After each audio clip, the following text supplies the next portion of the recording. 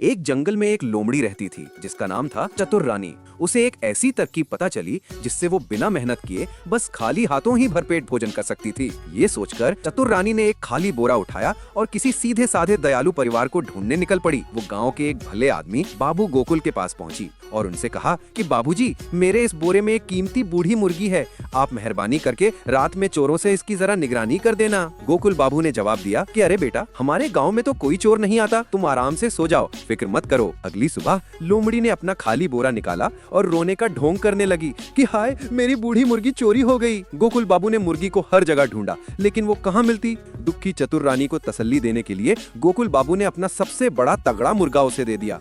जल्दी ही लोमड़ी उस मुर्गे को लेकर अगले घर पहुंची। इस बार उसने ये चिंता जाहिर की कि उसके घर में चोरों का बहुत डर है। उसने काका शिवपाल नाम के एक आदमी से कहा कि वो उसके बोरे में रखी मोटी ताजी हंसनी को चोरों से बचाकर रखे। काका शिवपाल ने उसकी पीठ थपथपाई और उसे तसल्ली देकर आराम से सोने को कहा। लेकिन आधी रात होते ही लोमड़ी ने बोरे से उस बड़े मुर्गे को निकाला। रात के अंधेरे में चतुर रानी ने मुर्गे का ऐसा दावत किया कि उसने एक भी पंख नहीं छोड़ा।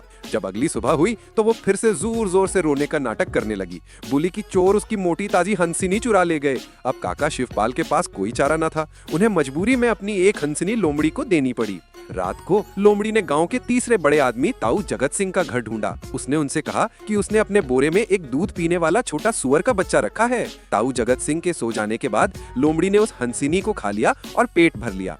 अगली सुबह का इंतजार किया और फिर से रोने का नाटक शुरू कर दिया। दयालु जगत ताऊ को उस पर बहुत तरस आया और उन्होंने अपनी तरफ से एक छोटा सुअर का बच्चा लोमड़ी को दे दिया। अब रात में लोमड़ी एक और घर पहुंची, मगर इस बार उसने कह दिया कि उसने अपने बोरे में एक पूरी बूढ़ी सुअरनी रखी है। अरे, इतना छोटा बोरा और उसमें एक पूरी बूढ़ी सुअरनी। इस बार जिस आदमी से उसका पाला पड़ा वो था चौधरी रतन सिंह। चौधरी रतन सिंह ने लोमड़ी की सारी चालाकी को तुरंत समझ लिया। अगली सुबह का इंतजार किया गया। जब लोमड़ी ने फिर से दया मांगने वाला रोना गिड़गिड़ाना शुरू किया तो चौधरी साहब ने भी उसके साथ नाटक करना शुरू कर दिया। चौधरी रतन सिंह ने वो बोरा लिया और उसमें 3 दिन 3 रात से भूखे 2 शिकारी कुत्ते भर दिए। उन्होंने लोमड़ी से कहा कि उन्होंने उसे उसकी बूढ़ी सुअरनी दी है। रास्ते में लोमड़ी को उत्सुकता हुई और उसने बोरे का मुंह खोलकर देखा। क्या देखती है, अंदर से 2 भूखे शिकारी कुत्ते तेजी से बाहर निकले।